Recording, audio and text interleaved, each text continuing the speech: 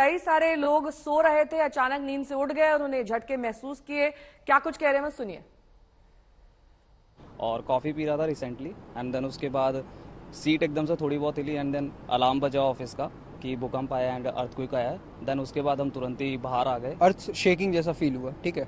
तो हमारे मैनेजर बगल में बैठे थे, तो ऑल ऑफ अ सडन जैसे डिस्कशन स्टार्ट हुआ कि क्या हो रहा है सब लोगों का।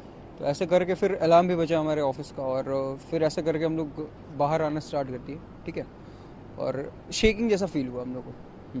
अर्थक्वेक आया था, गार्ड ने अलार्म स्विच किया था और प्रिकॉशंस लिए थे कंपनी ने भी, और इधर हम लोग सब बाहर आ गए थे, मैनेजर्स और जो भी एचआर्स। और ये अच्छा है हमारे ऑफिस में कि हम लोग बाहर आ गए। राहत सी लगी थी जैसा होता है अर्थक्वेक में। तो वही कॉफ़ी पी रहा था रिसेंटली एंड देन उसके बाद सीट एकदम से थोड़ी बहुत हिली एंड देन अलार्म बजा ऑफिस का कि भूकंप आया एंड अर्थक्वेक आया। देन उसके बाद हम तुरंत ही बाहर आ गए और हमने सब लोग बाहर सबको बोला कि आप लोग भी बाहर आ जाओ। एक्चुअली हम लोग काम कर रहे थे और all of a sudden I mean earth shaking जैसा फील हुआ, ठीक है।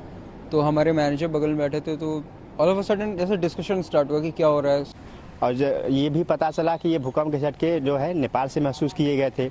इस कारण जो है गोरखपुर में इसका प्रभाव देखने को हम लोगों को मिला है, और लोगों के माध्यम से हम लोगों को पता चला कि भाई इस में जो है भूकंप के झटके जो है।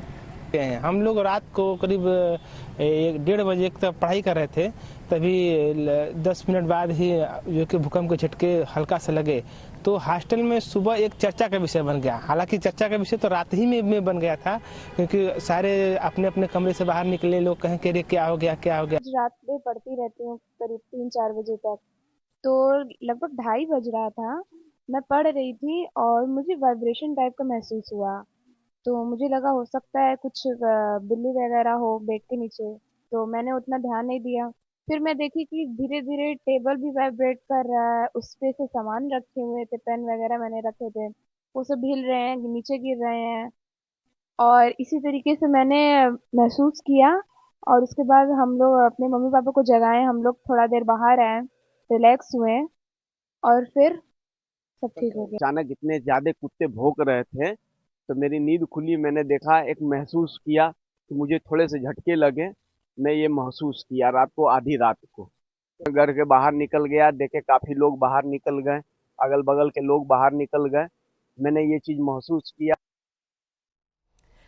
हिंदुस्तान भी हिल गया, इसके साथ ही नेपाल में सबसे ज्यादा तीव्रता भूकंप की महसूस की गई 6.3 रेक्टर स्केल पैमाने पर। और 6 तस्वीरें हम आपको दिखा रहे हैं हिंदुस्तान की, जहां पर दिल्ली, उधम सिंह नगर, मुरादाबाद, रुद्रपुर, काशीपुर, आजमगढ़, इन तमाम शहरों में लोग घर से बाहर निकल आए जब उन्हें ये भूकंप के झटके महसूस हुए। इसके साथ ही दिल्ली में नाइट शिफ्ट करने वाले जो कॉल सेंटर्स हैं, उनके कर्मचारी भी दफ्तर के बाहर दिखाई दिए। इसके साथ ही रेलवे स्टेशन, हवाई अड्डे, जहां पर मूवमेंट था लोगों का, उन्होंने भी इन झटकों को महसूस किया। सीसीटीवी के जरिए भी इन झटकों को देखा जा सकता है। कहीं पर झूमर हिलने लगे, कहीं पर पंखे, और कहीं पर यह भी देखा गया कि सीसीटीवी फुटेज में कैसे उस जगह पर ये भूकंप की तीव्रता महसूस की गई।